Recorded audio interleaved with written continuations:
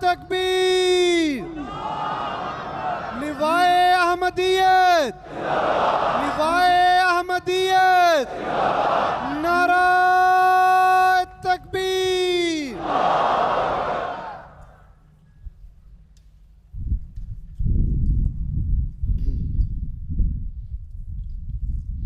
دعا کر لیں۔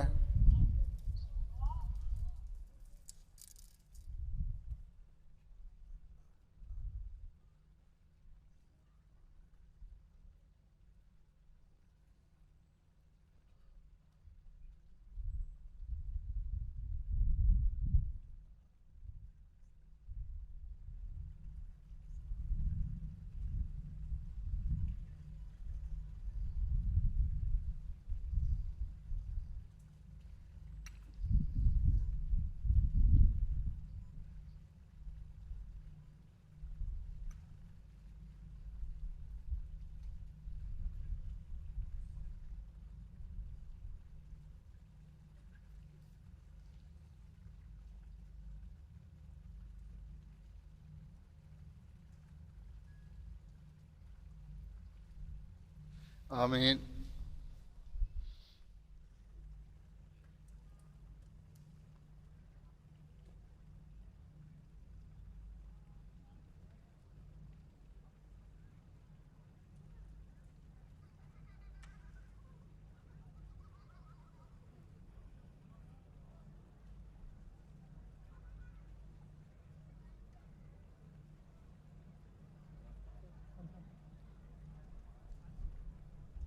I need to do it quick for wuzu too.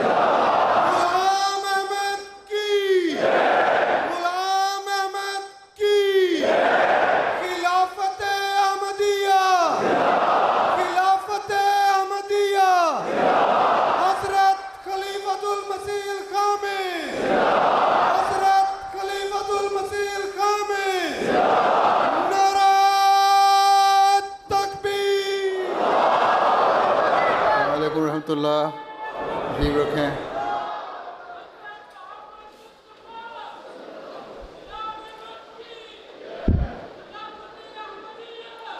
मुकर्रम राशिद खताब साहब तिलावत।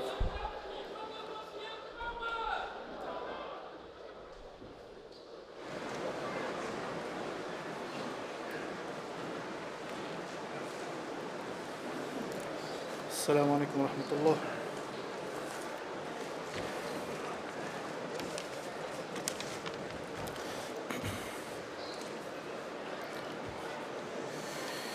أعوذ بالله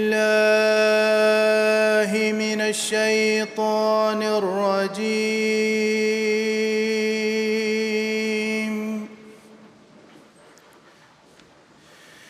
بسم الله الرحمن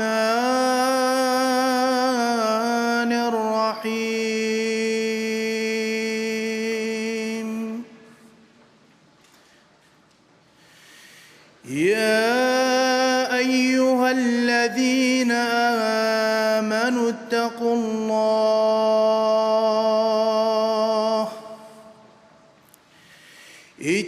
الله حق تقاته ولا تموتن إلا وأنتم مسلمون.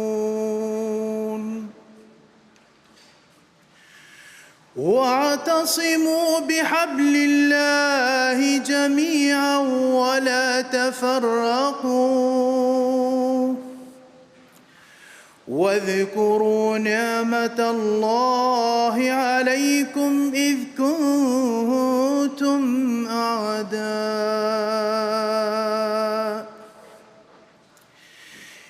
كنتم أعداء فألف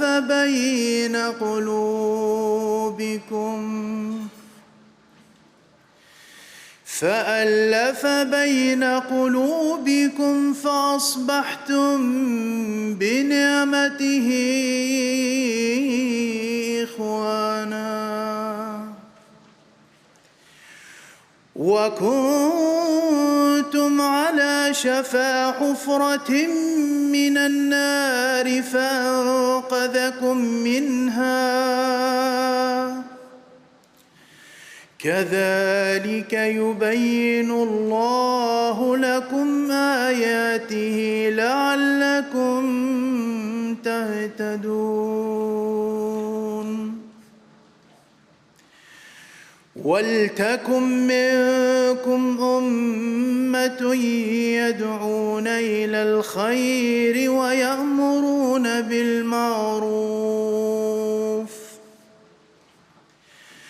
ويأمرون بالمعروف وينهون عن المنكر وأولئك هم المفلحون.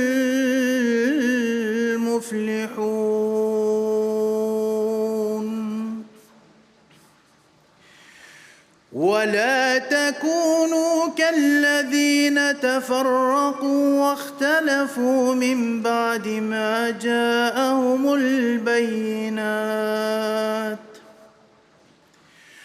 وأولئك لهم عذاب عظيم.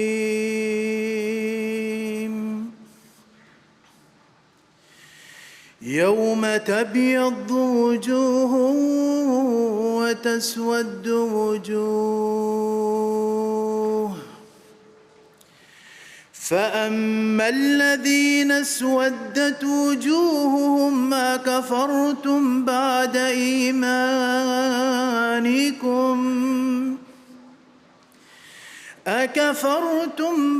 إيمانكم فذوقوا العذاب بما كنتم تكفرون. وأما الذين ابيضت وجوههم ففي رحمة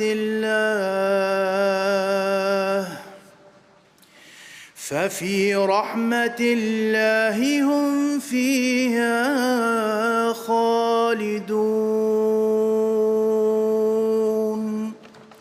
السلام علیکم. کرم نصیر قمر صاحب ترجمہ.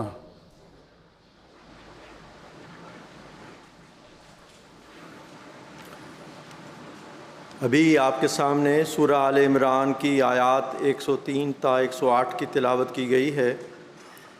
ان کا اردو ترجمہ بیان فرمودہ حضرت خلیفۃ المسیح ثانی رضی اللہ تعالی عنہ پیش ہے. اے ایماندارو، اللہ کا تقوی اس کی تمام شرائط کے ساتھ اختیار کرو، اور تم پر صرف ایسی حالت میں موت آئے کہ تم پورے فرمانبردار ہو، اور تم سب کے سب اللہ کی رسی کو مضبوطی سے پکڑ لو اور پراگندہ مت ہو، اور اللہ کا احسان جو اس نے تم پر کیا ہے یاد کرو کہ جب تم ایک دوسرے کے دشمن تھے اس نے تمہارے دلوں میں الفت پیدا کر دی، جس کے نتیجے میں تم اس کے احسان سے بھائی بھائی بن گئے، اور تم آگ کے گڑھے کے کنارے پر تھے مگر اس نے تمہیں اس سے بچا لیا. اسی طرح اللہ تمہارے لیے اپنی آیات کو بیان کرتا ہے تاکہ تم ہدایت پاؤ. اور تم میں سے ایک ایسی جماعت ہونی چاہیے جس کا کام صرف یہ ہو کہ وہ لوگوں کو نیکی کی طرف بلائے اور نیک باتوں کی تعلیم دے اور بدی سے روکے، اور یہی لوگ کامیاب ہونے والے ہیں. اور تم ان لوگوں کی طرح نہ بنو جو کھلے کھلے نشانات آ چکنے کے بعد پراگندہ ہو گئے اور انہوں نے باہم اختلاف پیدا کر لیا، اور انہی لوگوں کے لیے اس دن بڑا عذاب مقدر ہے، جس دن کہ بعض چہرے سفید ہوں گے اور بعض چہرے کالے ہوں گے، اور جن لوگوں کے چہرے کالے ہو جائیں گے ان سے کہا جائے گا کہ کیا یہ سچ نہیں کہ تم اپنے ایمان لانے کے بعد کافر ہو گئے تھے، اس لیے اپنے کافر ہونے کی وجہ سے اس عذاب کو چکھو. اور جن لوگوں کے چہرے سفید ہو جائیں گے وہ اللہ کی رحمت میں ہوں گے، وہ اس میں رہتے چلے جائیں گے.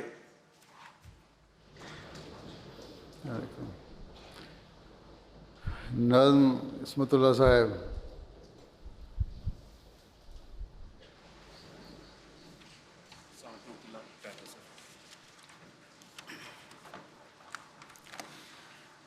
السلام علیکم ورحمۃ اللہ وبرکاتہ. کلام حضرت مسیح موعود علیہ الصلاۃ والسلام. ہمیں اس یار سے تقویٰ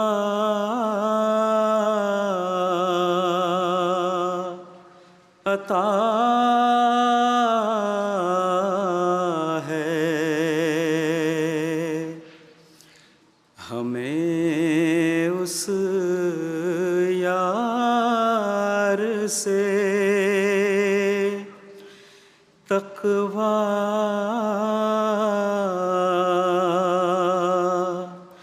عطا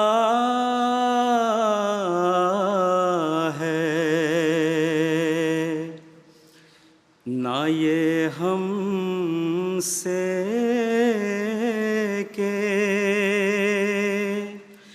احسان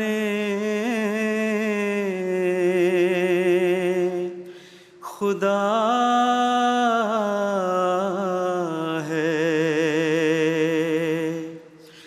نہ یہ ہم سے کہ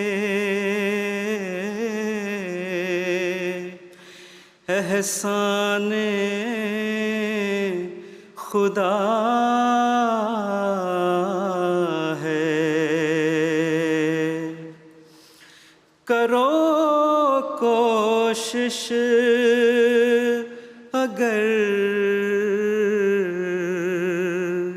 صدق و صفا ہے،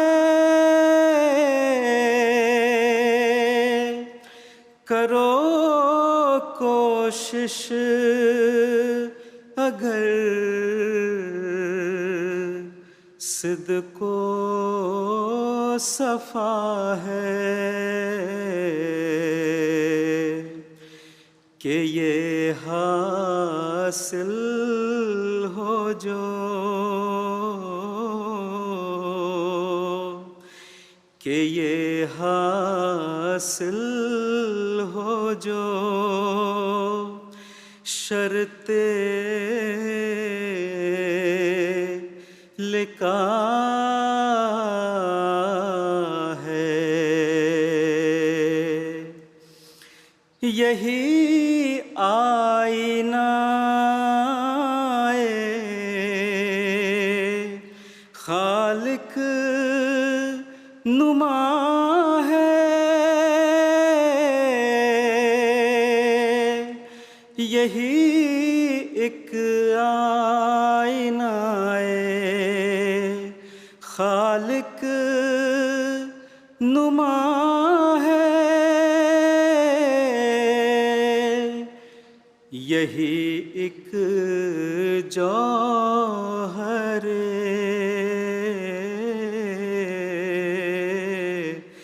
یہی ایک جوہر سیف دعا ہے، ہر ایک نیکی کی جڑ یہ اتقا ہے،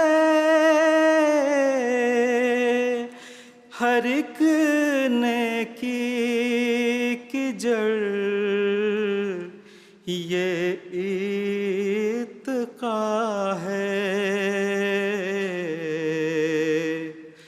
اگر یہ جڑ رہی، اگر یہ جڑ رہی، سب کچھ رہا ہے، یہی ایک فخر شان اولیاء ہے،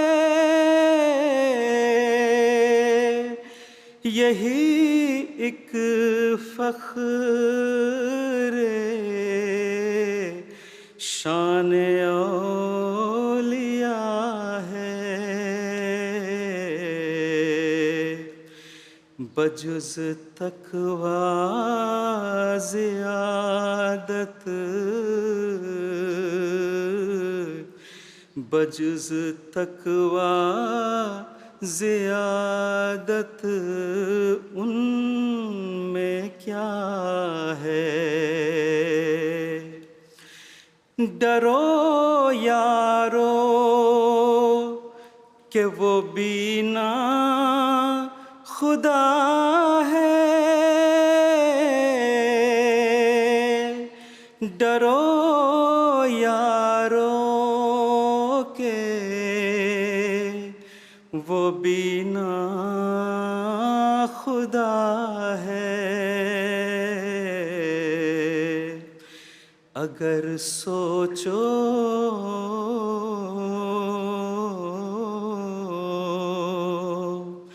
اگر سوچو یہی دار الجزا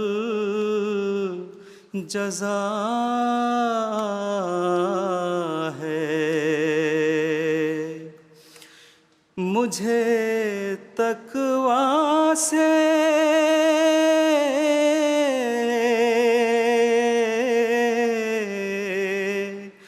مجھے تقوی سے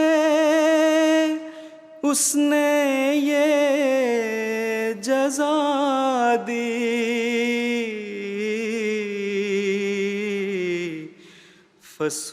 فسبحان الذی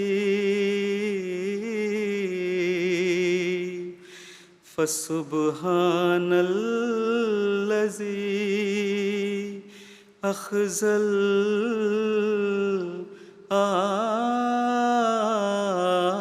الآدي فسبحان الذي أخزى الآدي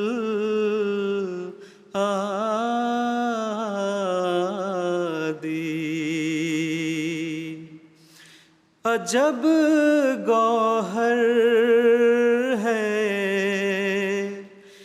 جس کا نام تقویٰ،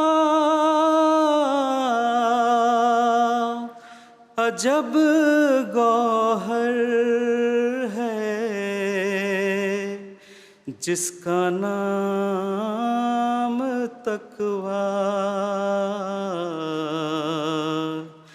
مبارک وہ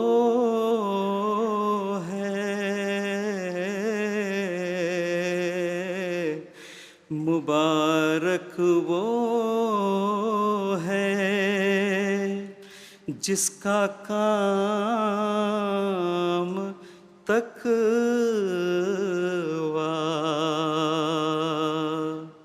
سنو ہے حاصل اسلام تقویٰ، سنو ہے حاصل اسلام تقویٰ، خدا کا عشق میں، خدا کا عشق میں اور جام تقویٰ،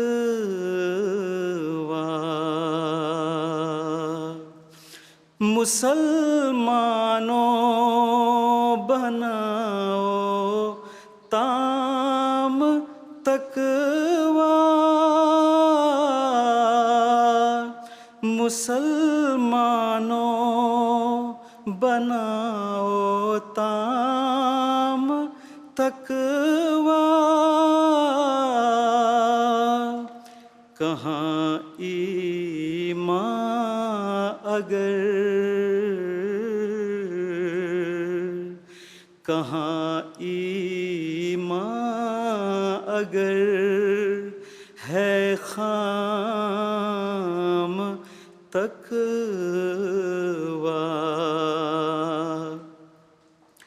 یہ دولت تو نے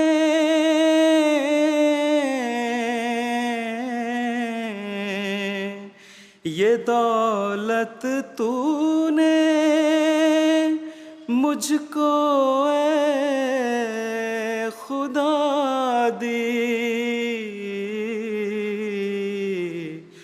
فسبحان الذی، فسبحان الذی أخزى الآدي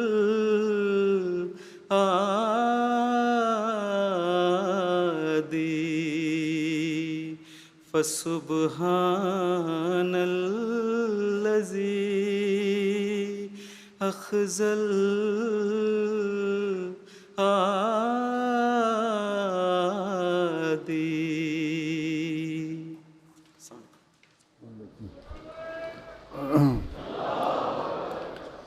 فارسی نظم عمر شریف صاحب.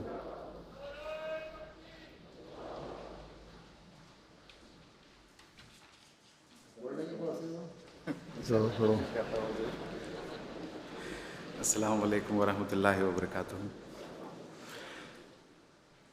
حضرت اقدس مسیح موعود علیہ الصلوۃ والسلام اپنی پاکیزہ فارسی منظوم کلام میں فرماتے ہیں: رسید مژدے ز غیبم کہ من ہمان مردم رسید مجھ ز غیبم کہ من ہمان مردم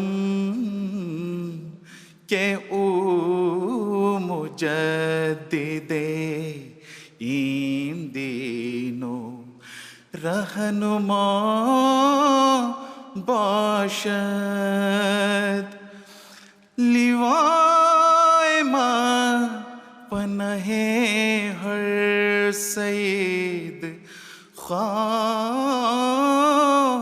بود ندائی فتح نمایان بنام ماں باشد گلی چروے خزان را گہی نخواہد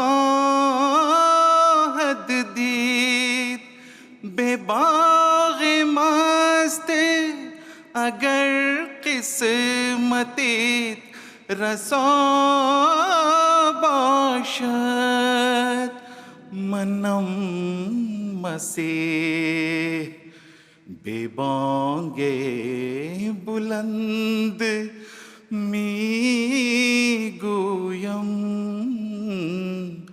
منم خلیفہ شاہی کے بر سما باشد مسلم است مرا از خدا حکومت عام کہ من مسیح خدایم کے بر سما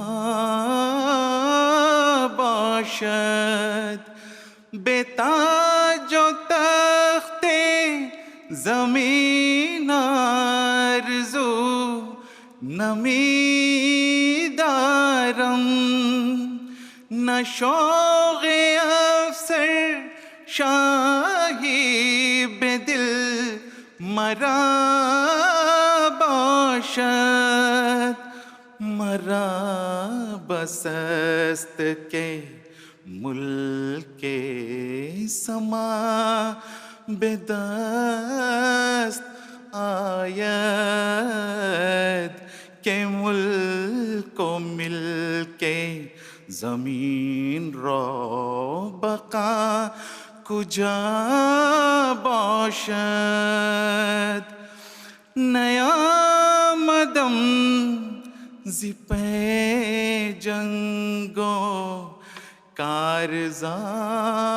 کارزار و جہاد غرض ضیا مدنم در سے اتقاء باشد بیامدم کے راہ صدق را درخشانم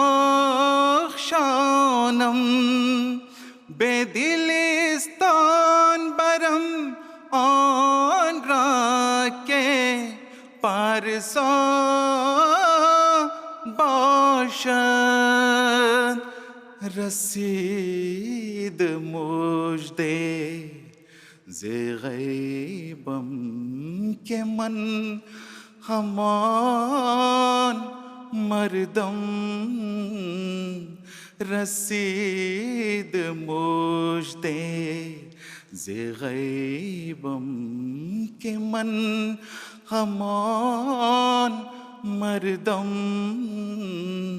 کہ او مجدد این دینو رہنما باشد.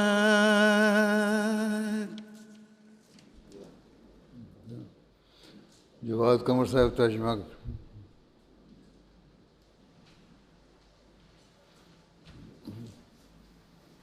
السلام علیکم ورحمۃ اللہ وبرکاتہ. بسم اللہ الرحمن الرحیم۔ حضرت اقدس مسیح موعود علیہ الصلاۃ والسلام کی تصنیف تریاق القلوب سے 9 فارسی منتخب اشعار آپ کے سامنے پیش کیے گئے ہیں، جن کا اردو ترجمہ پیش خدمت ہے۔ حضرت مسیح موعود علیہ الصلاۃ والسلام فرماتے ہیں، مجھے غیب سے یہ خوشخبری ملی ہے کہ میں وہی شخص ہوں جو اس دین کا احیاء کرنے والا اور رہنما ہے۔ ہمارا پرچم ہر نیک بخت انسان کی پناہ گاہ ہوگا اور کھلی کھلی فتح کا شہرہ ہمارے نام ہوگا۔ ہمارے باغ میں وہ پھول ہے جو کبھی بھی خزاں کا منہ نہیں دیکھے گا اگر تمہاری قسمت میں ہمارا ساتھ ہو۔ میں بلند آواز سے کہتا ہوں کہ میں ہی مسیح ہوں، میں ہی اس بادشاہ کا خلیفہ ہوں جو آسمان پر ہے۔ خدا کی طرف سے میری حکومت ثابت ہو چکی ہے، کیونکہ میں اس خدا کا مسیح ہوں جو آسمان پر ہے۔ مجھے زمین کے تاج و تخت کی آرزو نہیں ہے، اور نہ ہی میرے دل میں بادشاہی کا شوق ہے۔ میرے لیے یہی کافی ہے کہ آسمان کی بادشاہت میرے ہاتھ آ جائے، کیونکہ زمین کی بادشاہی اور ملکیت کو بقا کہاں ہے۔ میں جنگ اور لڑائی اور جہاد کے لیے نہیں آیا، میرے آنے کا مقصد تقویٰ کا سبق دینا ہے۔ میں آیا ہوں کہ صداقت کی راہ کو روشن کروں اور پاکیزہ دل والوں کو دل بر خدا کے پاس لے جاؤں۔ جزاکم اللہ۔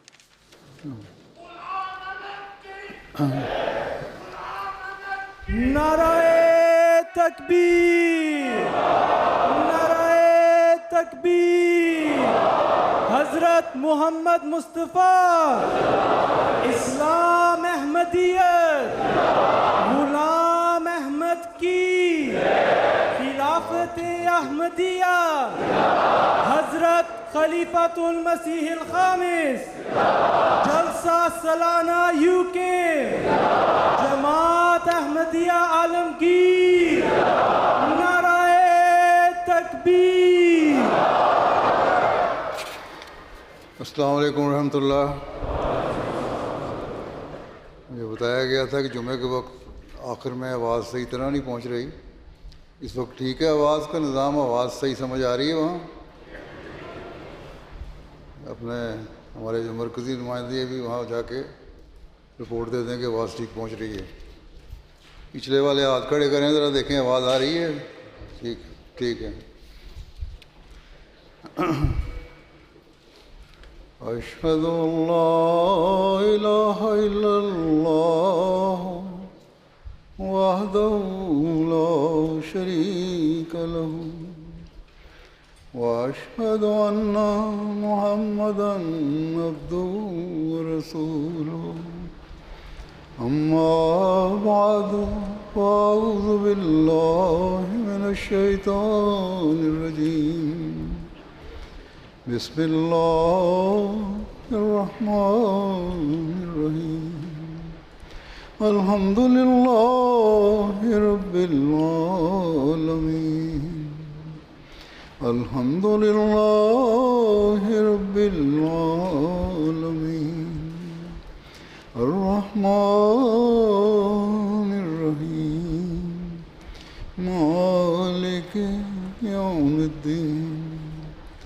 إياك نعبد وإياك نستعين، اهدنا الصراط المستقيم، صراط الذين أنعمت عليهم غير المغضوب عليهم ولا الضالين۔ آج کل دنیا کے جو حالات ہیں اس نے ہر ایک کو فکر میں ڈالا ہوا ہے۔ لیکن فکر کا اظہار تو بے شک سب کرتے ہیں، مگر اس کے حل کی طرف کسی کی بھی توجہ نہیں۔ دنیا کی اکثریت بھول گئی ہے کہ دنیا کا ایک مالک ہے، رب ہے، جو رب العالمین ہے، جس نے تمام عالم کو پیدا کیا ہے اور اس کی ضروریات کو اس میں پیدا کیا، ان کو پالنے والا ہے۔ اس نے انسان کو بھی اس دنیا میں پیدا کیا اور اسے اعلیٰ قسم کی صفات اور خصوصیات سے بھی نوازا ہے۔ اسے سوچ عطا فرمائی ہے، اسے غلط اور صحیح اور اچھے اور برے اور گناہ اور نیکی کی پہچان کی صلاحیت عطا فرمائی ہے، لیکن اس کے باوجود انسان ان باتوں سے فائدہ اٹھانا نہیں چاہتا۔ نیکی کے بجائے برائی کی طرف زیادہ رجحان ہے، اپنے پیدا کرنے والے خدا کی طرف جھکنے کے بجائے شیطانی حربوں کی طرف جھکنے کا زیادہ رجحان ہے، ظاہری چمک کی طرف زیادہ جھکاؤ ہے اور دلی پاکیزگی کی طرف کم توجہ ہے، بلکہ اکثریت کی نہ ہونے کی حد تک کی حالت ہے۔ یہ توجہ نہ ہونے کی حالت ہے۔ اس میں مختلف مذاہب کے لوگ بھی ملوث ہیں، اور لا مذہب اور خدا کو نام ماننے والے تو پھر سب سے بڑھ کر ہیں۔ یہ تو اپنے تمام تر ظاہری اور باطنی صلاحیتوں کے ساتھ شیطان کے مکمل مددگار بنے ہوئے ہیں یہ لوگ، بلکہ اس کا اعلیٰ کار ہیں، اور دوسروں کو بھی بھڑکانے اور راہ راست ہٹانے کے لیے بھرپور کوشش کرتے رہتے اور نہیں جانتے کہ آخر کار ان کا کیا انجام ہونا ہے۔ یہ دنیا تو عارضی ہے، مرنے کے بعد کی جو دنیا ہے اس میں جو خدا کو ناراض کرنے والے ہیں وہ اپنے عملوں کی وجہ سے خدا تعالیٰ کی پکڑ کا سامنا بھی کریں گے۔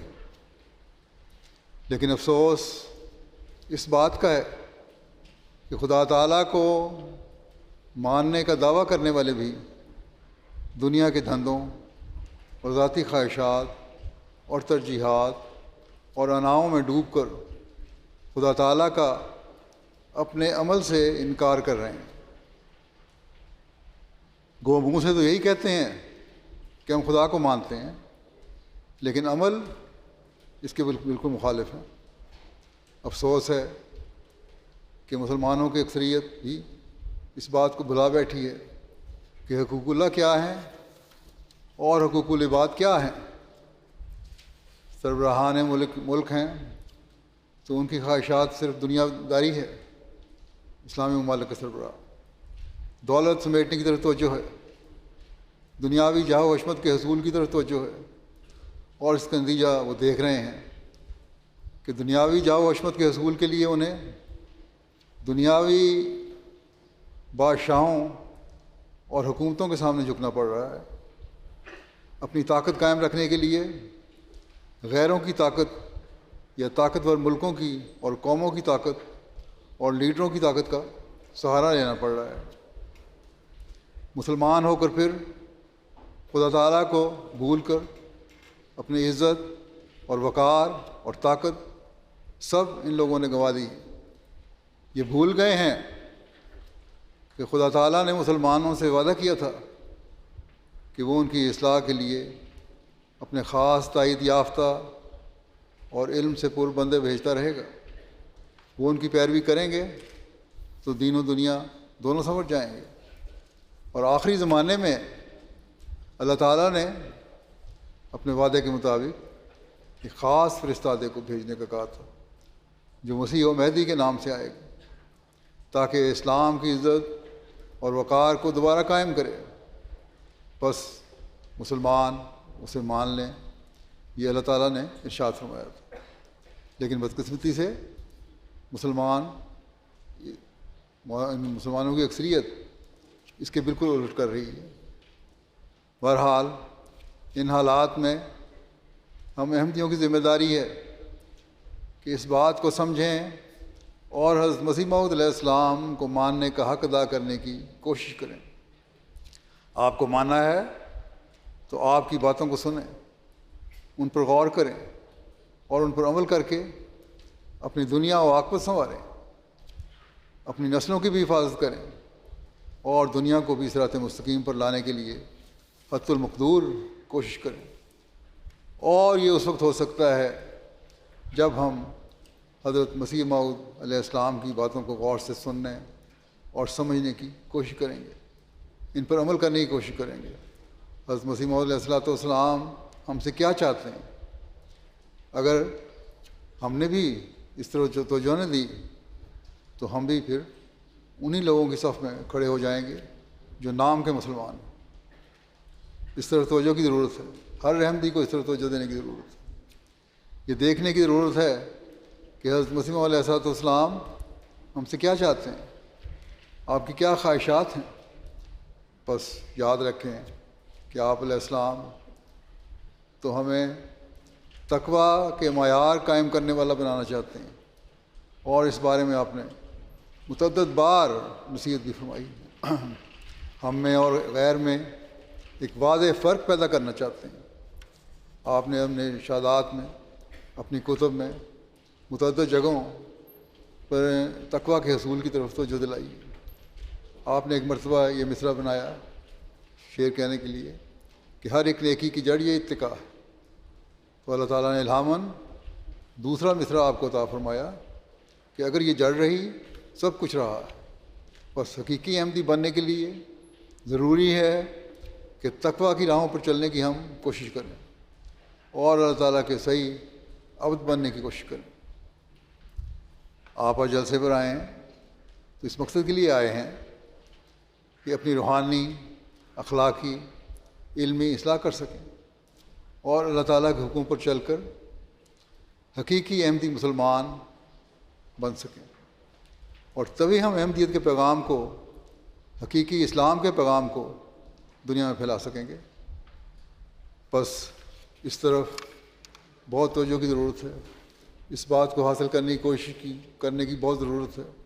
تقویٰ پر چلتے ہوئے اپنی عبادتوں کی حفاظت کرنے کی ضرورت ہے، اپنے اندر عاجزی پیدا کرنے کی ضرورت ہے، ہر قسم کے تکبر سے بچنے کی ضرورت ہے، ہر قسم کی ریا سے پرہیز کرنے کی ضرورت ہے، سچائی پر قائم رہنے کی ضرورت ہے، صبر کا نمونہ ہر حالت میں دکھانے کی ضرورت ہے، دین کے معاملے میں استقامت اور ثابت قدمی دکھانے کی ضرورت ہے، ایمان بالغیب پر یقین رکھنے کی ضرورت ہے، اللہ تعالیٰ کی راہ میں قربانیاں کرنے کی ضرورت ہے، جس میں مالی اور جانی ہر قسم کی قربانی ہے۔ اور اس پر چلتے ہوئے جب ہم تقویٰ کے حصول کی کوشش کریں گے تو پھر اللہ تعالیٰ کے فضلوں کے بھی وارث بنیں گے۔ غرض کے بہت سی باتیں ہیں جو تقویٰ کی طرف لے جاتی ہیں۔ حضرت مسیح موعود علیہ السلام نے متعدد جگہ ان باتوں کی طرف توجہ دلائی۔ تقویٰ کے بارے میں آپ نے ایک جگہ فرمایا، اپنی جماعت کی خیر خواہی کے لیے زیادہ ضروری بات یہ معلوم ہوتی ہے کہ تقویٰ کی بابت نصیحت کی جاوے، کیونکہ یہ بات عقل مند کے نزدیک ظاہر ہے کہ بجوز تقویٰ کے اور کسی بات سے اللہ تعالیٰ راضی نہیں ہوتا۔ اللہ تعالیٰ فرماتا ہے ان اللہ مع الذین اتقوا والذین هم محسنون، یعنی یاد رکھو کہ اللہ یقیناً ان لوگوں کے ساتھ ہوتا ہے جنہوں نے تقویٰ کا طریق اختیار کیا اور جو نیکوکار ہوں۔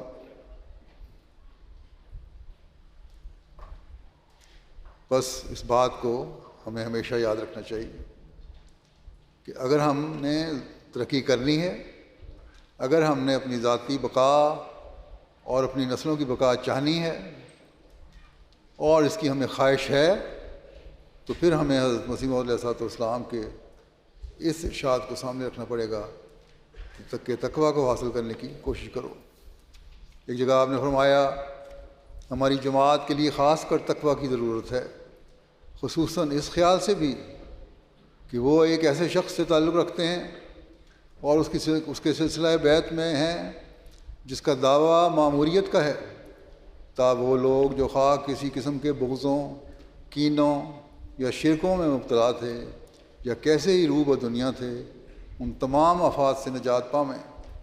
بس آپ نے فرمایا کہ اگر میرے ساتھ عقد بیعت باندھا ہے تو پھر تقویٰ پر چلنا ضروری ہے۔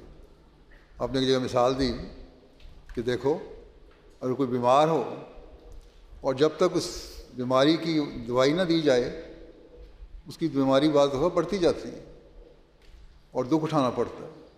بس اس بات کا خیال رکھو کہ علاج کرنا ضروری ہے، اور روحانی علاج یہی ہے کہ اللہ تعالیٰ کے حکم پر چلنے کی کوشش کی جائے۔ اور فرمایا کہ دیکھو ایک شخص ہے جس کے منہ پر کوئی سیاہ داغ بن جائے تو اسے فکر پیدا ہوتی ہے کہ یہ داغ جو ہے یہ کہیں بڑھتا بڑھتا منہ کو کالا نہ کر دے، اور اس کا علاج کرتے ہیں۔ اسی طرح تمہیں دیکھنا چاہیے کہ تمہاری جو چھوٹی چھوٹی غلطیاں ہیں ان میں سستی کرتے رہو گے، ان کی اصلاح کرنے کی کوشش نہیں کرو گے تو وہ بڑے گناہوں میں تبدیل ہوتی چلی جائیں گی۔ اور یہ ہمارا روزمرہ کا تجربہ ہے۔ ہم دیکھتے ہیں کہ انسان پہلے چھوٹی برائیوں میں مبتلا ہوتا ہے اور پھر آہستہ آہستہ بڑی برائیوں میں مبتلا ہوتا چلا جاتا ہے، اور پھر اس کی نمازیں بھی ختم ہو جاتی ہیں، اس کا اللہ تعالیٰ سے تعلق بھی ختم ہو جاتا ہے، اس کے نیک اخلاق بھی ختم ہو جاتے ہیں، اس کی اچھی باتیں سب ختم ہو جاتی ہیں، نہ اس کو خدا تعالیٰ کی پرواہ ہوتی ہے، نہ اس کو اپنے قریبیوں کی اور اللہ تعالیٰ کی مخلوق کی پرواہ ہوتی ہے، اور صرف خود پسندی اور خود غرضی اس کی شامل حال ہو جاتی ہے، اور پھر اللہ تعالیٰ سے دور ہو کر وہ پھر اپنے بد انجام کو ہی پہنچ جاتا ہے۔ بس بڑے خوف کا مقام ہے۔ چاہیے کہ ہم چھوٹی چھوٹی برائیوں کو بھی دور کرنے کی کوشش کریں اور تقویٰ پر چلنے کی کوشش کریں، کیونکہ اس کے بغیر کوئی راستہ نہیں جو ہمیں بچا سکے، ہماری دنیا کو بھی سنوار سکے اور ہماری آخرت کو بھی سنوار سکے۔ یہ جگہ آپ نے فرمایا کہ اللہ تعالیٰ نے جس قدر قوا عطا فرمائے ہیں وہ ضائع کرنے کے لیے نہیں دیے گئے، ان کی تعدیل اور جائز استعمال کرنا ان کی نشو و نما ہے، یعنی ان کو صحیح طریق پر استعمال کرو اور صحیح انصاف سے کام لو اور ان کے استعمال کا حق ادا کرو، اور جب تم جائز استعمال کرو گے تو پھر اللہ تعالیٰ کا فضل بھی حاصل کرنے والے بن جاؤ گے۔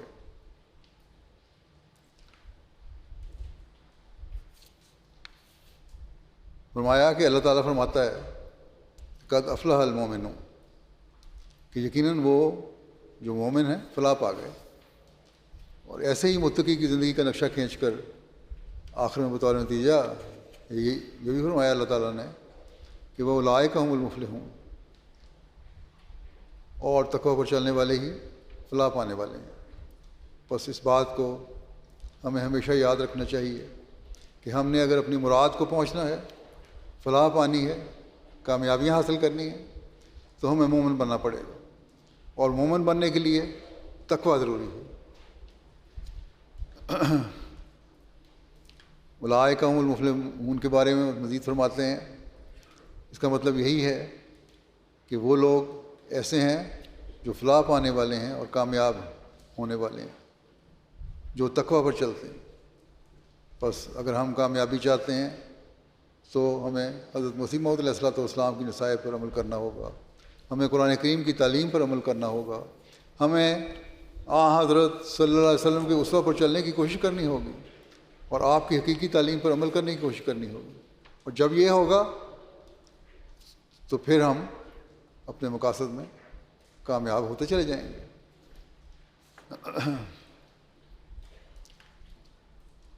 مومن کی ایک نشانی یہ ہے کہ اپنی نمازوں کو سنوار کر ادا کرے اور اس کے لیے کوشش کرے۔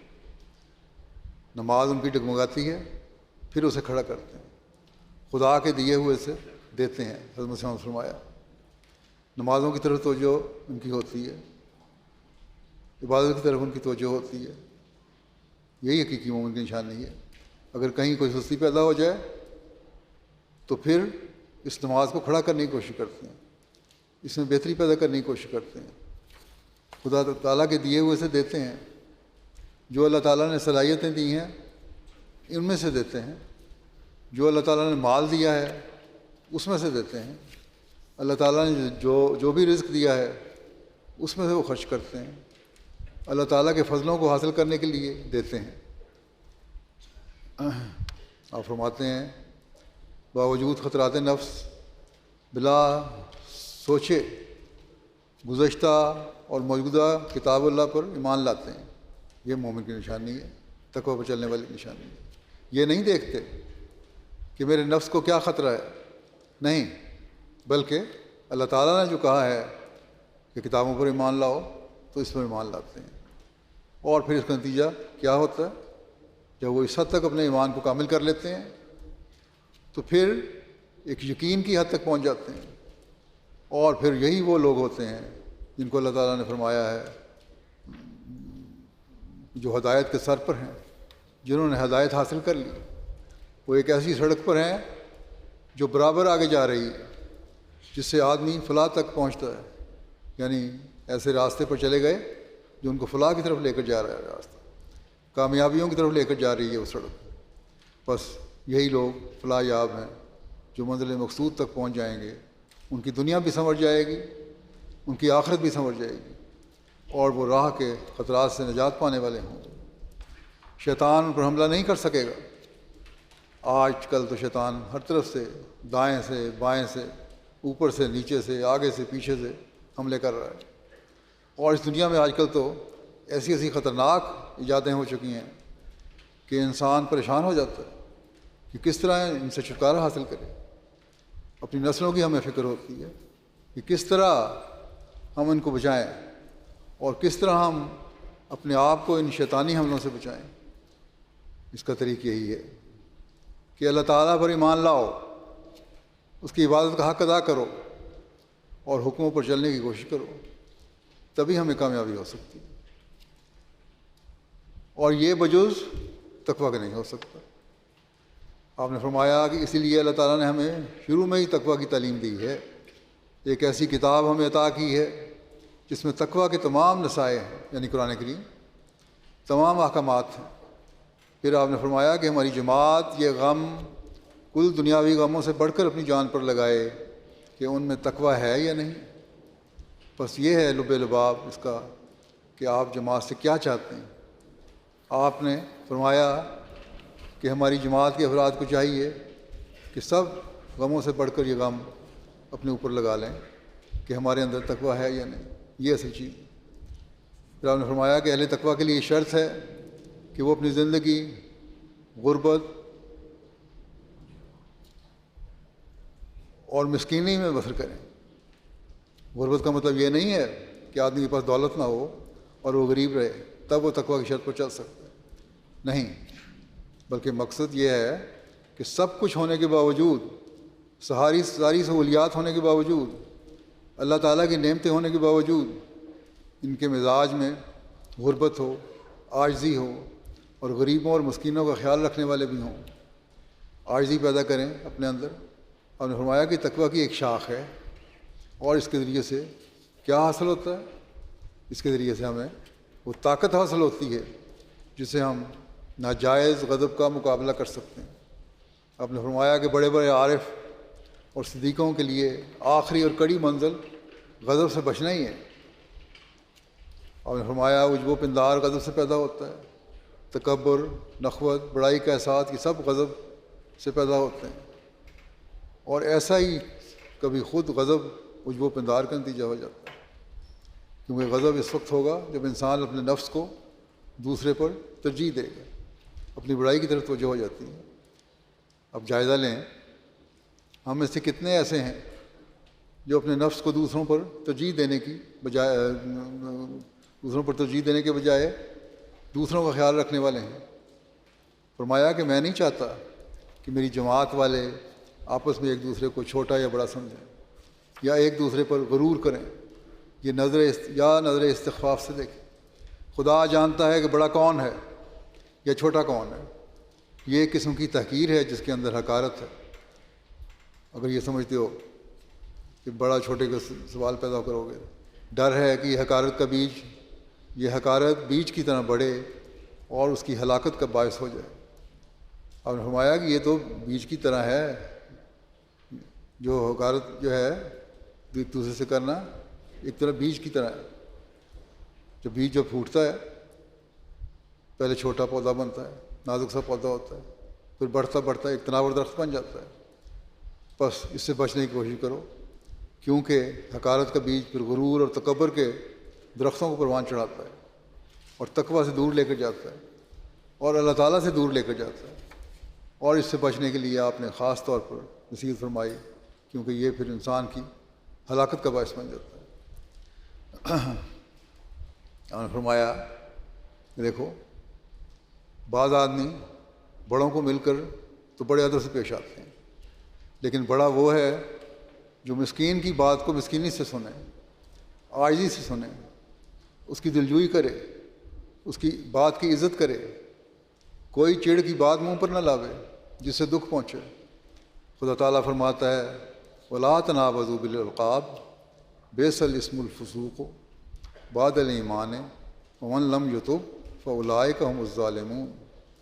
تم ایک دوسرے کا چڑ کے نام نہ لو، یہ فعل فساق کا ہے، فجار کا ہے، نافرمانوں کا ہے، فاجروں کا فعل ہے۔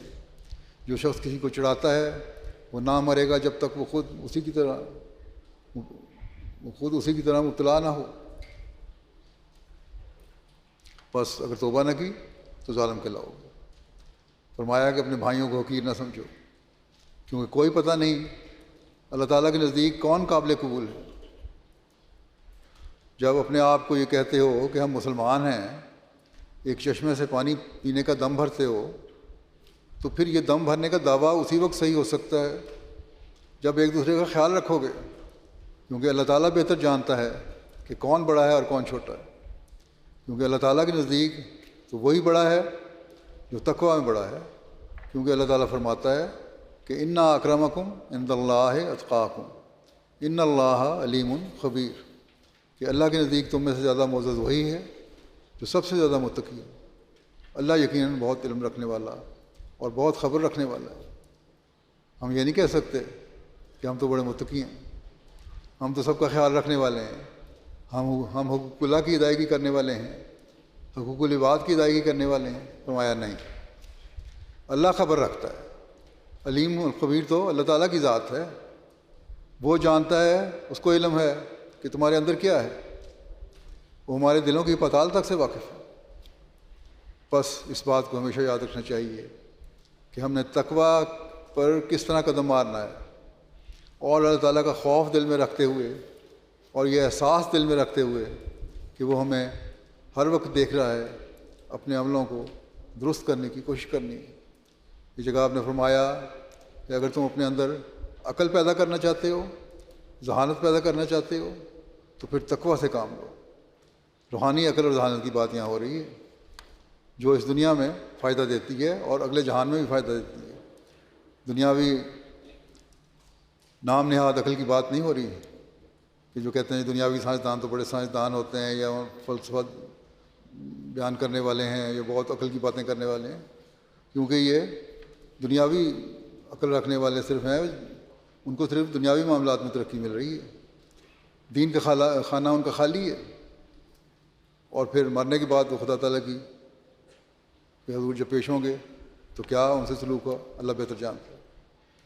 آپ نے فرماتے ہیں خدا کے واسطے عقل سے کام لو، اور اس کے لیے عقل میں جودت اور ذہانت پیدا ہو، راست باز اور متقی بنو، تو پھر دنیاوی عقل بھی پیدا ہوگی، دینی عقل بھی پیدا ہوگی، روحانی عقل بھی پیدا ہوگی۔ پاک عقل آسمان سے آتی ہے اور اپنے ہمراہ ایک نور لاتی ہے، وہ جوہر ایک قابل کی تلاش میں رہتی ہے۔ اس پاک سلسلے کا قانون وہی قانون ہے جو ہم جسمانی قانون میں دیکھتے ہیں، بارش آسمان سے پڑتی ہے، لیکن کوئی جگہ اس بارش سے گلزار ہوتی ہے، اور کہیں کانٹے اور جھاڑیاں ہی اگتے ہیں، اور کہیں وہی قطرہ بارش سمندر کی تہہ میں جا کر ایک گوہر شاہوار بنتا ہے۔ بس یہ چیز ہے کہ عقل انسان کو حاصل کرنی چاہیے، تو پھر جو عقل دینے والے اللہ تعالیٰ کے فرستادے ہیں، نیک لوگ ہیں، ان کی ماننی پڑے گی۔ اللہ تعالیٰ کی تعلیم ہے، اس پر عمل کرنا پڑے گا۔ حضرت صلی اللہ علیہ وسلم نے جو ارشاد فرمائے ہیں ان پر عمل کرنا پڑے گا۔ آپ پر جو کامل شریعت اتری ہے، قرآن کریم کی تعلیم اتری ہے، اس کو دیکھنا پڑے گا۔ اس زمانے میں مسیح موعود علیہ السلام نے ہمیں جو وضاحت سے کھول کر بیان فرمایا ہے اسلام کی تعلیم کے بارے میں، اس کو دیکھنا پڑے گا۔ تبھی ہم تقویٰ پر چل سکیں گے، اور تقویٰ پر چلتے ہوئے ہماری عقل میں بھی اور ذہانت میں بھی ترقی ہوگی۔ نہیں تو یہ ایسی مثال ہے کہ گویا اللہ تعالیٰ کی طرف سے بارش تو برس رہی ہے، لیکن ہمارا دل بنجر زمین کی طرح ہے، یا تو اس میں کچھ اگے گا نہیں، یا کانٹے دار جھاڑیاں اگیں گی، یا پانی ضائع ہو جائے گا۔ لیکن اگر ہمارا دل تقویٰ سے پر ہے تو پھر ہم اسی سے وہ پھل اور مقصد حاصل کر سکیں گے جو ہمیں اللہ تعالیٰ کے قریب لے جانے والا ہو۔ آپ نے فرمایا اگر زمین قابل نہیں ہوتی تو بارش کا کچھ بھی فائدہ نہیں پہنچتا، بلکہ الٹا ضرر اور نقصان ہوتا ہے۔ اس لیے آسمانی نور اترتا ہے اور وہ دلوں کو روشن کرنا چاہتا ہے۔ اس کے قبول کرنے اور اس سے فائدہ اٹھانے کو تیار ہو جاؤ، تو ایسا نہ ہو کہ بارش کی طرح جو زمین جوہر قابل نہیں رکھتی وہ اس کو ضائع کر دیتی ہے۔ یعنی زمین میں اگر وہ طاقت نہیں، بنجر زمین ہے، خراب زمین ہے، تو پانی ضائع ہو جاتا ہے۔ تم بھی باوجود نور کی موجودگی کے تاریکی میں چلو گے۔ یہ نہ ہو کہ نور تو ہو، یہاں بارش کی مثال نور کی طرح ہے جو آسمان سے اترتی ہے۔ کہ نور کی بھی مثال دی ہے آپ نے کہ نور اللہ تعالیٰ کی تعلیم ہے، اس کی مثال بھی اس نور کی طرح اور بارش کی طرح ہے جو آسمان سے نازل ہوتا ہے۔ اگر تم اس سے فائدہ نہیں اٹھا رہے تو پھر تم تاریکی میں چلنے والے ہوگے اور ٹھوکر کھا کر اندھے کنویں میں گر کر ہلاک ہو جاؤ گے، کیونکہ تم آنکھیں بند کر کے چل رہے ہو۔ باوجود نور کے اترنے کے تم اس نور کو دیکھنے کے بجائے آنکھیں بند کر کے چلتے چلے جا رہے ہو۔ اس کا نتیجہ کیا ہوگا؟ تم ٹھوکر کھاؤ گے اور گہرے کنویں میں گر جاؤ گے اور ہلاک ہو جاؤ گے۔ فرمایا کہ اللہ تعالیٰ مادر مہربان سے بھی بڑھ کر مہربان ہے، مہربان ماں سے بھی بڑھ کر مہربان ہے۔ وہ نہیں چاہتا کہ اس کی مخلوق ضائع ہو، وہ ہدایت اور روشنی کی راہیں تم پر کھولتا ہے، مگر تم ان پر قدم مارنے کے لیے عقل اور تزکیہ نفوس سے کام لو۔ جیسے زمین جب تک ہل چلا کر تیار نہیں کی جاتی تخم ریزی اس میں نہیں ہوتی، اسی طرح جب تک مجاہدہ اور ریاضت سے تزکیہ نفوس نہیں ہوتا پاک عقل آسمان سے نہیں اتر سکتی۔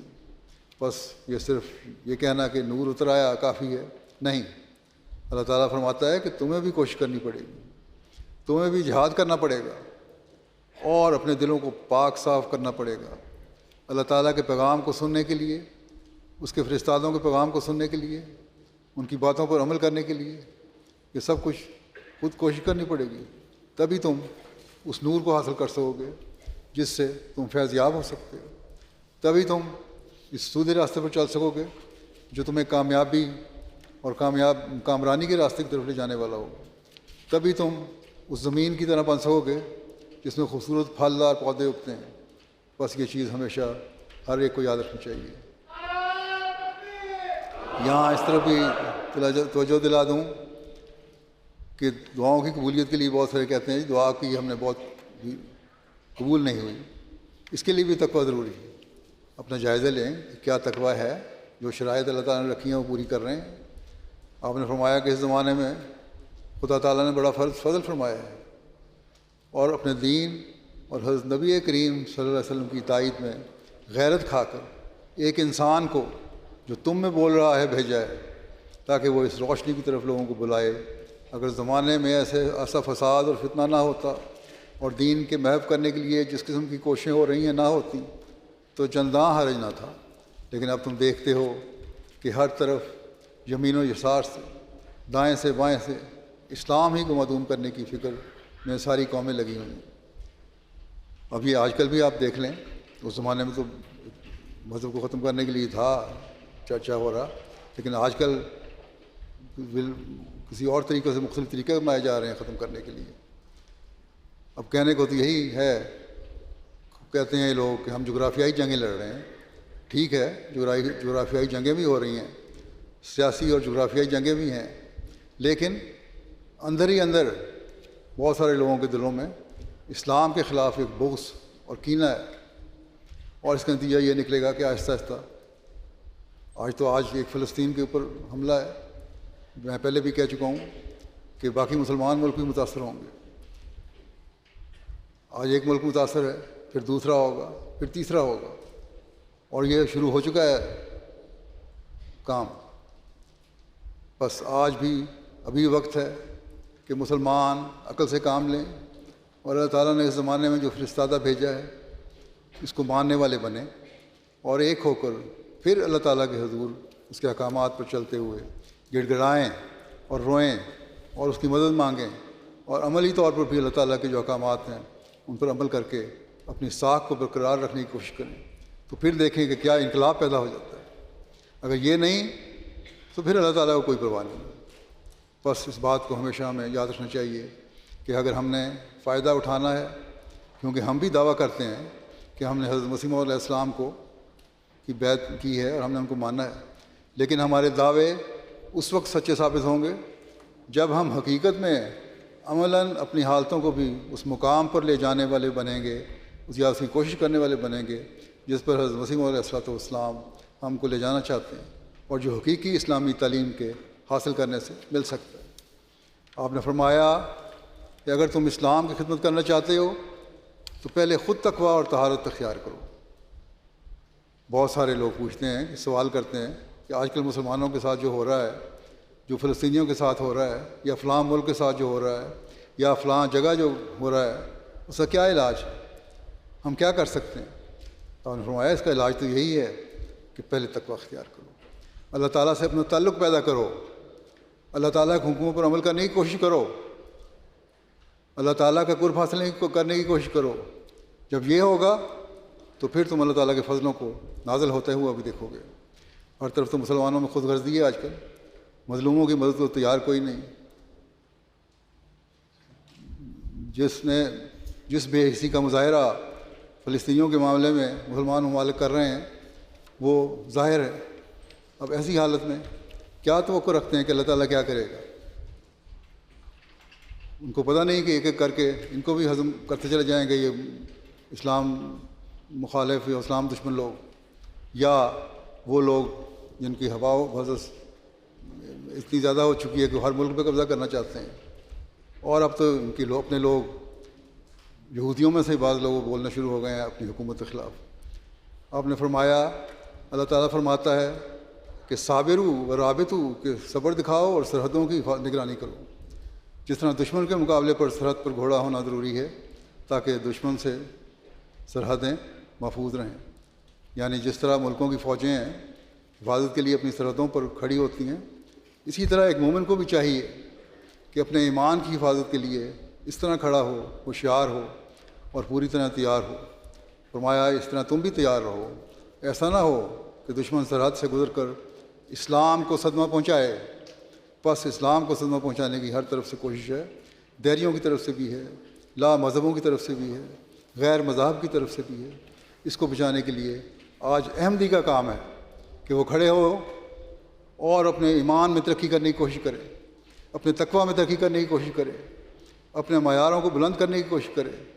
اگر یہ نہیں تو پھر دشمن تو پھر ہر طرف سے حملہ کرنے پر تلا بیٹھا ہے، اور یہی ہم آج کل دیکھ رہے ہیں۔ جیسا کہ پہلے ہی میں نے کہا، آپ نے فرمایا اگر تم اسلام کی حمایت اور خدمت کرنا چاہتے ہو تو پہلے خود تقویٰ اور طہارت اختیار کرو، جس سے تم خدا تعالیٰ کی پناہ کے حصن حسین میں آ سکو گے، مضبوط قلعے میں اللہ تعالیٰ کے آ جاؤ گے۔ تمہارے اندر تقویٰ طہارت ہوگا تو تم تبھی اللہ تعالیٰ کی محفوظ قلعے میں آ سکو گے، اس کے بغیر تو کوئی اور راستہ نہیں۔ یہ نہیں ہو سکتا کہ ہمارے عمل ٹھیک نہ ہوں، ہم اللہ تعالیٰ کے حکموں پر عمل چلنے والے نہ ہوں، ہمارے اندر تقویٰ نہ ہو، اور پھر ہم کہیں کہ اللہ تعالیٰ نے ہمیں اپنی پناہ میں لے لی، کہیں کہ اللہ تعالیٰ ہمیں اپنی پناہ میں لے لے، تو اللہ تعالیٰ اس طرح اپنی پناہ میں نہیں لیا کرتا۔ جب تم یہ کرو گے، تقویٰ اختیار کرو گے، تو پھر تم اس کے حسن حسین میں آ سکو گے، اور پھر تم کو اس خدمت کا شرف اور استحقاق حاصل ہوگا۔ تم دیکھتے ہو کہ مسلمانوں کی بیرونی طاقت کیسی کمزور ہو گئی۔ اس زمانے میں بھی آپ نے یہ فرمایا قومیں ان کو نفرت اور حقارت کی نظر سے دیکھتی ہیں۔ اگر تمہاری اندرونی اور قلبی طاقت بھی کمزور اور پست ہو گئی تو بس پھر تو خاتمہ ہی سمجھو۔ آپ نے جماعت کو فرمایا کہ تم اپنے نفسوں کو ایسے پاک کرو کہ قدسی قوت ان میں سرایت کرے۔ عام طور پر ہم دیکھتے ہیں کہ مسلمانوں کی کیا حالت ہے، لیکن اگر جماعت نے بھی اس طرح توجہ نہیں کی اور اپنا تعلق اللہ تعالیٰ سے نہ بڑھایا اور اپنے تقوی کے معیار کو بلند نہ کیا تو آپ نے فرمایا پھر تو خاتمہ ہی ہوگا اور کوئی انجام نہیں ہوگا۔ آپ نے فرمایا کہ تمہارا اصل شکر تقوی اور طہارت ہی ہے۔ مسلمان پوچھنے پر الحمدللہ کہہ دینا کہ سچا سپاس و شکر نہیں ہے، اسی بات کو خوش نہ ہو جاؤ کہ ہم مسلمان ہیں۔ اصل شکر گزاری یہ ہے اللہ تعالیٰ کے فضلوں کے وارث بننا ہے تو پھر تقوی پر چلنا ہوگا۔ آپ نے فرمایا اگر تم نے حقیقی سپاس گزاری یعنی طہارت اور تقوی کی راہیں اختیار کر لیں تو میں تمہیں بشارت دیتا ہوں کہ تم سرحد پر کھڑے ہو، کوئی تم پر غالب نہیں آ سکتا۔ پھر اسی طرح ایک جگہ اور تقوی کے بارے میں نصیحت کرتے ہوئے فرمایا میں اپنی جماعت کو مخاطب کر کے کہتا ہوں کہ ضرورت ہے اعمال صالحہ کی۔ خدا تعالیٰ کے حضور اگر کوئی چیز جا سکتی ہے تو وہی اعمال صالحہ ہیں۔ اللہ تعالیٰ کو نہ ہماری دولت کی ضرورت ہے، نہ ہمارے خاندان کی ضرورت ہے، نہ ہماری جسمانی طاقت کی ضرورت ہے۔ ہاں تقوی ہے، جب وہ اللہ تعالیٰ کو پہنچتا ہے تو اس کی اللہ تعالیٰ پھر جزا بھی دیتا ہے۔ الہ یصعد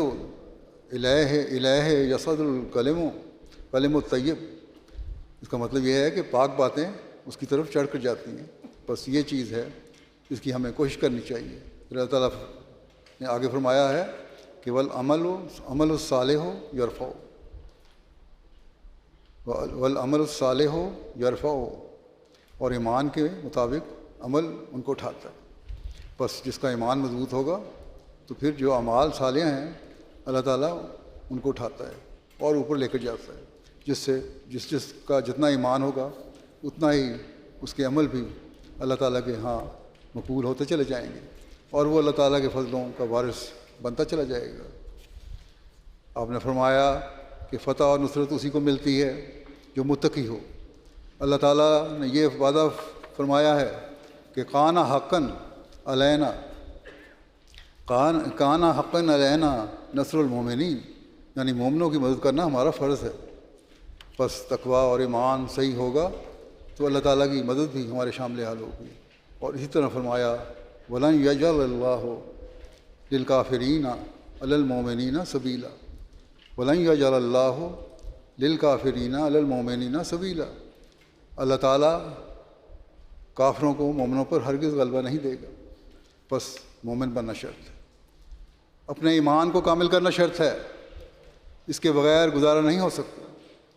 فرمایا کہ اللہ تعالیٰ مومنوں پر کافروں کو راہ نہیں دیتا، اس لیے یاد رکھو کہ تمہاری فتح تقوی سے ہے، ورنہ عرب تو نرے لیکچرر اور خطیب اور شاعر ہی تھے پہلے آن وسلم کے زمانے میں۔ کیا تھا ان کی حالت؟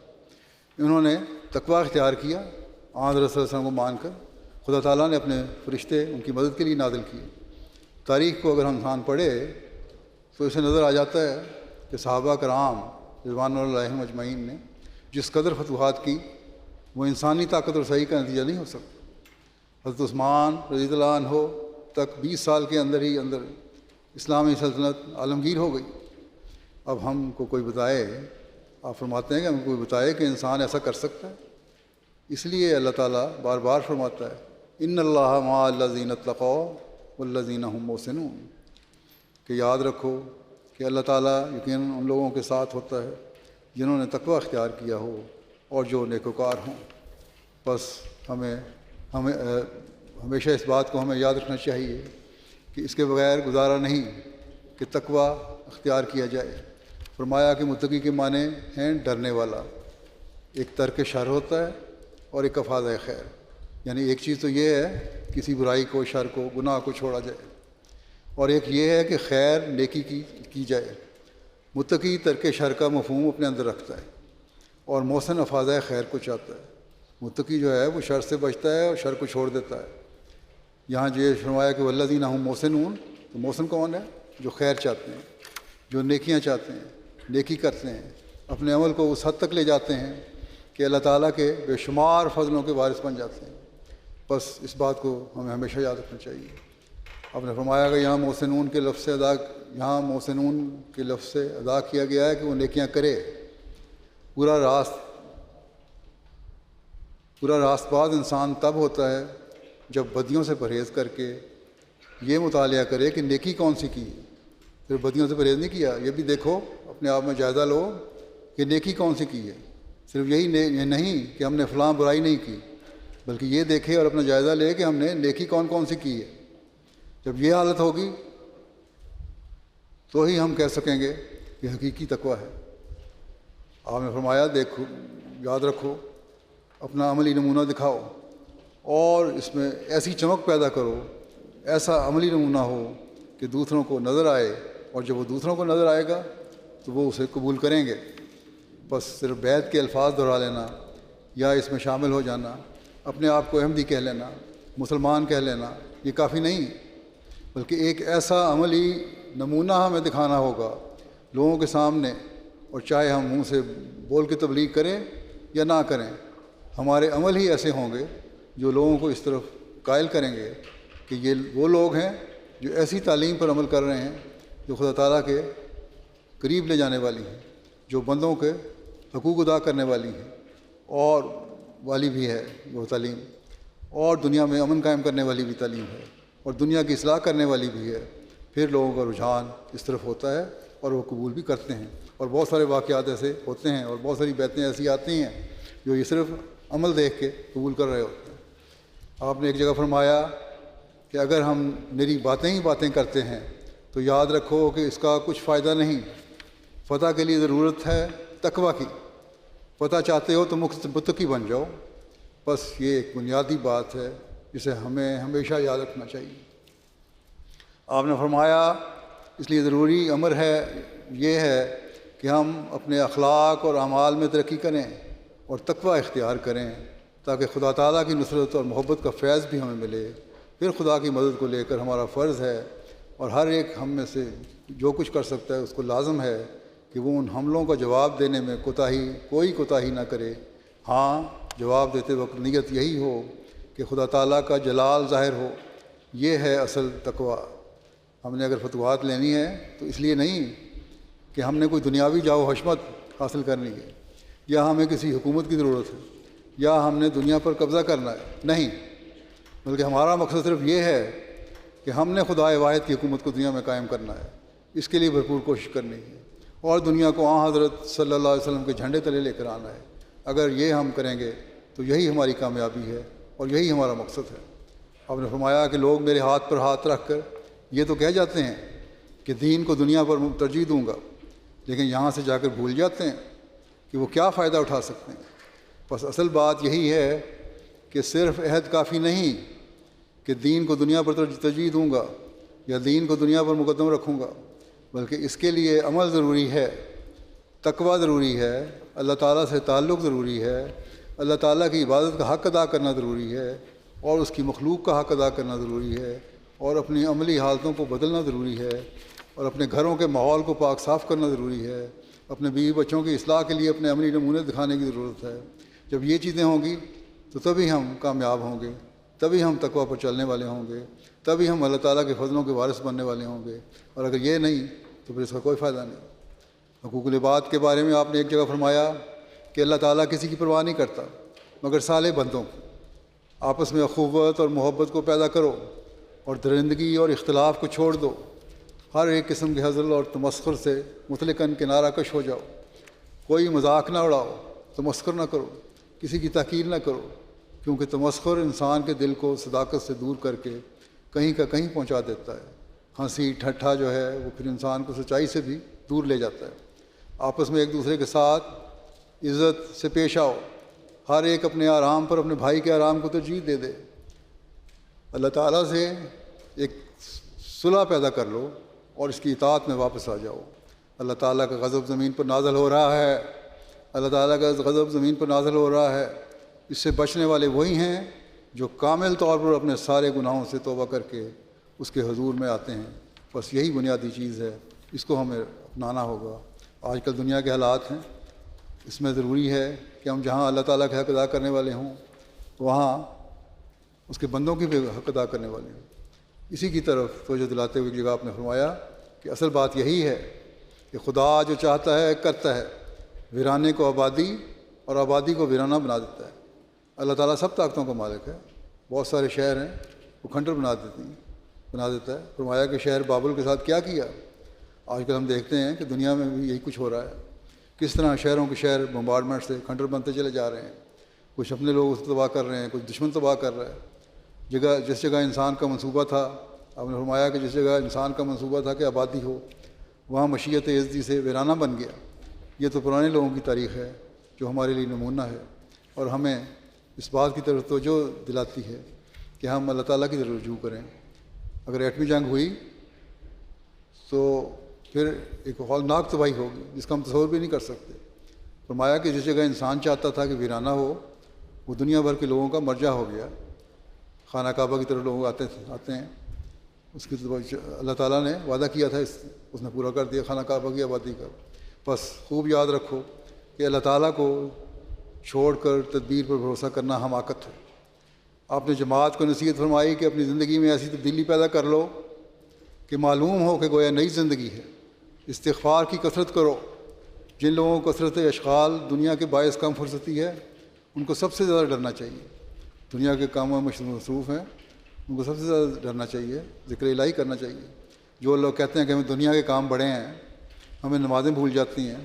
بہت سارے لکھنے والے مجھے بھی لکھتے ہیں, نمازوں کی طرف توجہ نہیں ہوتی, استغفار کثرت سے نہیں پڑھتے, دنیاوی دھندوں میں پڑے ہوئے ہیں. ان کو بہت زیادہ ڈرنا چاہیے. آپ نے فرمایا ملازمت پیشہ لوگوں سے اکثر فرائض خدا بندی فوت ہو جاتے ہیں. وہ اللہ تعالیٰ کے فرائض صحیح طرح ادا نہیں کرتے. اس لیے مجبوری کی حالت میں ظہر, عصر اور مغرب عشاء کی نمازیں جمع کر کے پڑھ لینا جائز ہے. اس میں کوئی حرج نہیں. یہ مجبوری میں ہے, لیکن یہ مجبوری کی حالت ہے, ہر وقت نہیں. اللہ تعالیٰ کا خوف دل میں ہونا چاہیے اور اس کی عبادت کا حق ادا کرنا چاہیے. آپ نے فرمایا ترک نماز کے لیے ایسے بے جا عذر بجز اپنے نفس کی کمزوری کے اور کوئی نہیں. حقوق اللہ اور حقوق العباد میں ظلم و زیادتی نہ کرو. اپنے فرائض منصبی نہایت دیانتداری سے بجا لاؤ. جہاں حق اللہ ادا کرو وہاں اللہ تعالیٰ کے بندوں کا حق بھی ادا کرو. یعنی جو تمہارے فرائض ہیں اور جو فرائض تمہیں دیے گئے ہیں, نوکری ہے, ملازمت ہے, پیشہ ہے, اس کا بھی حق ادا کرو. آپ نے جماعت کو نصیحت کرتے ہوئے فرمایا کہ اللہ تعالیٰ کسی کی پرواہ نہیں کرتا مگر صالح بندوں کی پرواہ کرتا ہے. آپس میں اخوت اور محبت کو پیدا کرو تو اللہ تعالیٰ تمہاری پرواہ کرے گا. فرمایا تم یاد رکھو کہ اللہ تعالیٰ کے فرمان میں تم اپنے تئیں لگاؤ گے اور اس کے دین کی حمایت میں صحیح ہو جاؤ گے, کوشش کرو گے, تو خدا تعالیٰ تمام رکاوٹوں کو دور کر دے گا اور تم کامیاب ہو جاؤ گے. کیا تم نے نہیں دیکھا کہ کسان عمدہ پودوں کی خاطر کھیت میں سے ناکارہ چیزوں کو اکھاڑ کر پھینک دیتا ہے اور اپنے کھیت کو خوشنما درختوں اور برابر پودوں سے آراستہ کرتا ہے اور ان کی حفاظت کرتا ہے اور ہر ایک ضرر اور نقصان سے ان کو بچاتا ہے. مگر وہ درخت اور پودے جو پھل نہ لائیں اور گلنے اور خشک ہونے لگ جائیں, ان کی مالک پرواہ نہیں کرتا کہ کوئی مویشی آ کر ان کو کھا جائے یا کوئی لکڑہارا ان کو کاٹ کر تنور میں ڈال دے. سو ایسا ہی تم بھی یاد رکھو کہ اگر تم اللہ تعالیٰ کے حضور میں صادق ٹھہرو گے تو کسی کی مخالفت تمہیں تکلیف نہ دے گی. ہاں, یہ شرط ضروری ہے کہ اگر اللہ تعالیٰ کی نظر میں تم صادق ٹھہرو, سچے بن جاؤ. اپنے عمل ایسے بناؤ جس سے اللہ کے حق بھی ادا ہو رہے ہوں اور اس کے بندوں کے بھی حق ادا ہو رہے ہوں.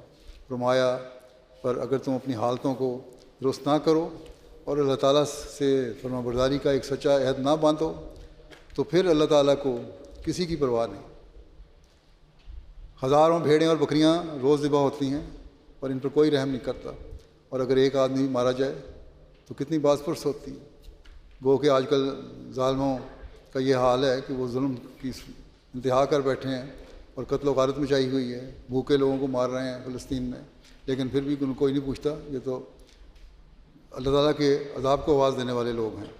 بہرحال آپ فرماتے ہیں جہاں انسانیت کچھ نہ کچھ ہے, اگر ایک بھی انسان مرتا ہے تو اس کی باز پرس ہوتی ہے, کیونکہ انسان کی زندگی کی قیمت ہے. سو اگر تم اپنے آپ کو درندوں کی مانند بیکار اور لاپرواہ بناؤ گے تو تمہارا بھی ایسا ہی حال ہوگا. آپ نے فرمایا کہ تم خدا کے عزیزوں میں شامل ہو جاؤ تاکہ کسی وبا یا آفت کو تم پر ہاتھ ڈالنے کی جرت نہ ہو سکے, کوئی ابتلا نہ تم پر آئے, کیونکہ کوئی بات اللہ تعالیٰ کی اجازت کے بغیر زمین پر نہیں ہو سکتی. ہر ایک آپس کے جھگڑے اور جوش اور عداوت کو درمیان سے اٹھا دو کہ اب وہ وقت ہے کہ تم ادنا باتوں سے اعراض کر کے اہم اور عظیم شان کاموں میں مصروف ہو جاؤ. لوگ تمہاری مخالفت کریں گے پر تم ان کو نرمی سے سمجھاؤ اور جوش کو ہرگز کام میں نہ لاؤ، یہ میری وصیت ہے۔ بس یہ باتیں ہیں، اگر ہم انہیں یاد رکھیں گے تو ہم اللہ تعالیٰ کے فضلوں کے وارث بنتے چلے جائیں گے اور ان کے مورد بنتے چلے جائیں گے۔ خدا تعالیٰ کرے کہ ہم حضرت مسیح موعود علیہ السلام کی نصائح پر عمل کرتے ہوئے ان باتوں کو اختیار کرنے والے ہوں، حاصل کرنے والے ہوں اور اس سے فیض پانے والے ہوں، اور پھر ہم اپنی دنیا و آخرت کو سنوارنے والے ہوں، اپنی نسلوں کی دنیا و آخرت کو سنوارنے والے ہوں، اور جلد ہم وہ نظارہ دیکھیں جب اللہ تعالیٰ کے فضلوں سے جماعت احمدیہ حضرت صلی اللہ علیہ وسلم کے جھنڈے کو تمام دنیا کے کونوں میں، سب کناروں میں گاڑنے والی ہو، پہنچانے والی ہو، اور خدائے واحد کی حکومت کو دنیا پر قائم کرنے والی ہو، اور ہر ایک اپنا اس میں اہم کردار ادا کرنے والا ہو۔ اللہ تعالیٰ ہم سب کو اس کی توفیق عطا فرمائے۔ دعا کر لیں۔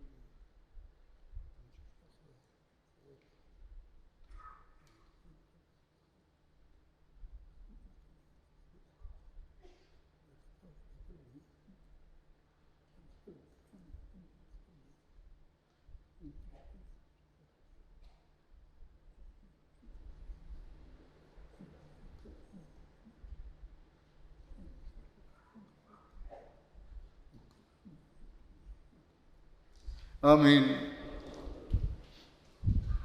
نعرہ تکبیر، نعرہ تکبیر۔